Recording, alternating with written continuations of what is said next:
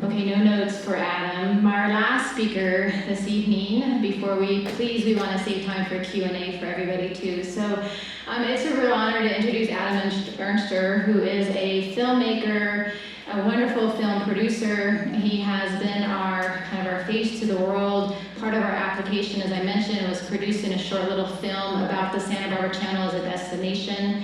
And he just is a great eye on the water, really brings his footage to life, as you're gonna see, absolutely stunning. And it gives us, not only from his perspective of a drone flown, but also just on the boat and really capturing the visitors and their interaction with whales. So I thought it was just most appropriate to finish our afternoon with some beautiful stories and about our own whales from Adam. So please, Adam, to finish us this afternoon.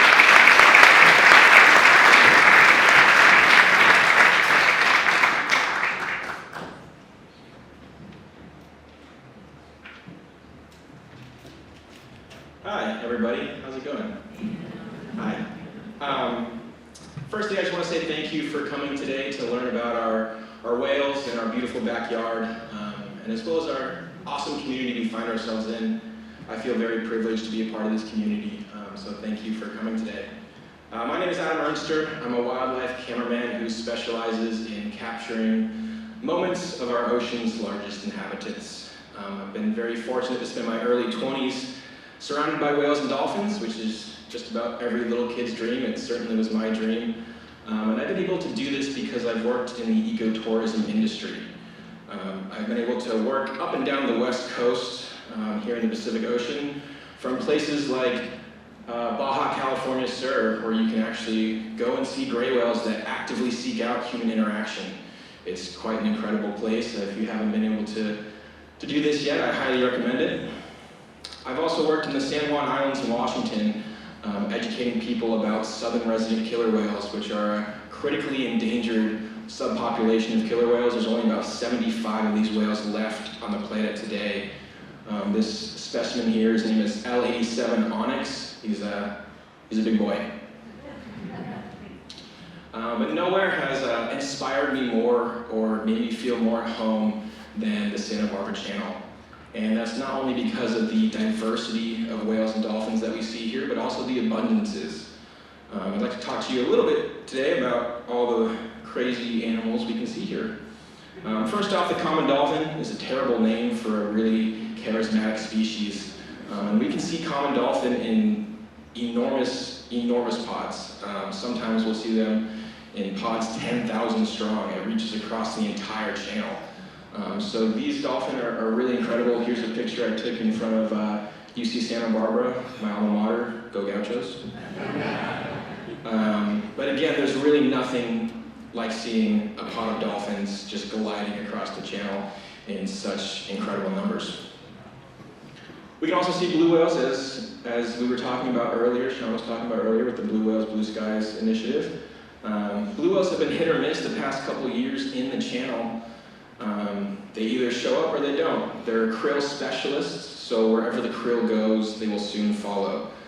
This photo was taken in 2020 on the Condor Express, where we probably had our best blue whale year in a decade. There was about 50 individual blue whales right in front of Carrington Point off of Santa Rosa Island.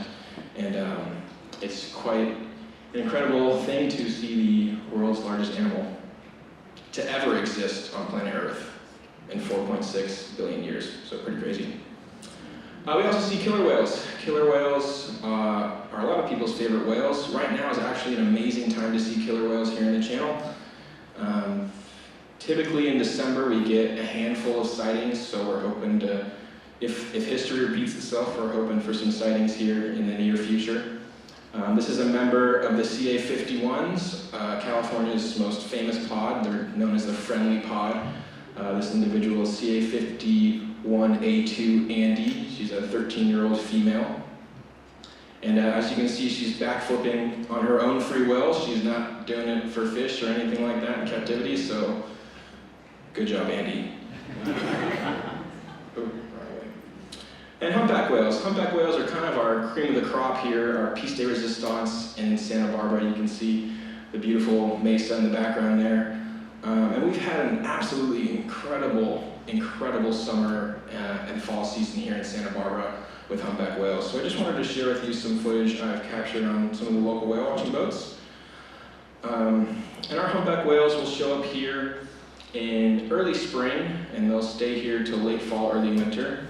They are coming from their breeding grounds in Mexico, and some of them make it as far as Costa Rica. But mothers are coming here to the channel with calves in tow to feed. They're here to put on the pounds after a very lengthy migration. So here's some surface lunge feeding humpback whales with Santa Barbara in the background. And they come to Santa Barbara because of our very unique underwater topography, as well as a mixing of some very unique currents. We have the California current that brings down cold water from Alaska, as well as a counter current that brings some warm water from Mexico. And these currents mix, and with high winds as well, it pushes out some of the surface water, and in a process called upwelling, creates a whole bunch of nutrients for the anchovies to feed on, and obviously our whales and dolphins will feed on those anchovies as well. So you can just see how massive this bait ball is. It stretches about a quarter mile across the ocean. Those whales look like ants. It's quite incredible. So they have a lot of food here to eat, and it's pretty amazing to watch these whales lunge feed on these giant schools of fish. So we're very privileged to see a lot of humpbacks here in Santa Barbara. The channel is about 100 miles in length and can vary between 20 to 30 miles in width. So it's a lot of ocean for the whales to cover. So luckily they have a sidekick companion here in common dolphins. The dolphins have echolocation or sonar capabilities that allow them to find the fish, and these whales will just simply follow.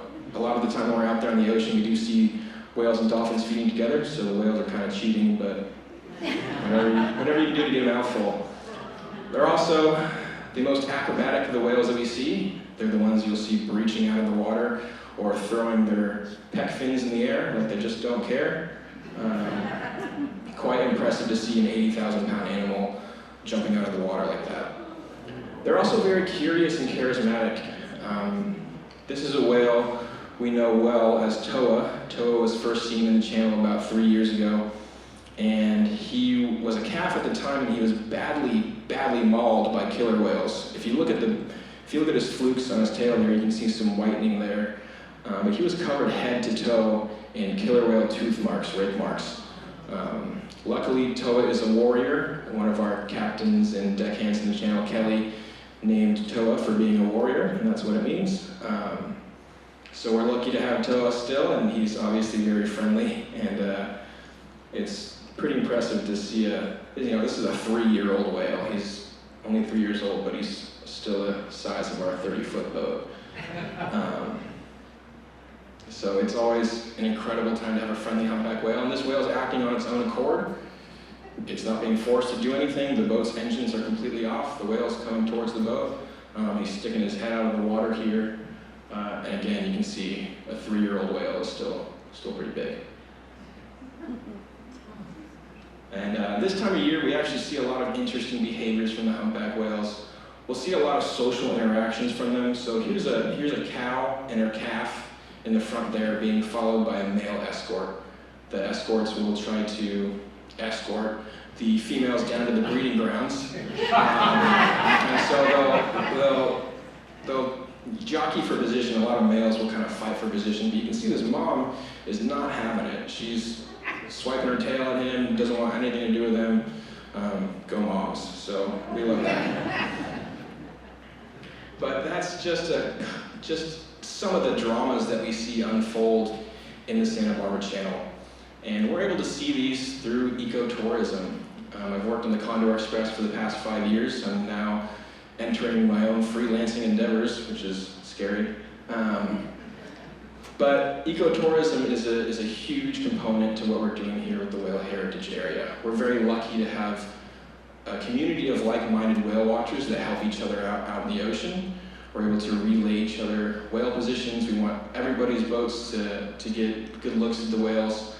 And there's only about 6 companies in the channel, so there's so much room and so many whales that we don't have to bombard our whales with too many vessels. 99% of the time, when we're out there, we're the only boats on scene. So we're very fortunate to have that and to have a community of people like yourselves that love whales and want to go see them. I definitely can't recommend it enough. This Santa Barbara Channel is an amazing place for whale watching. So definitely check out our website, SB Whale Heritage.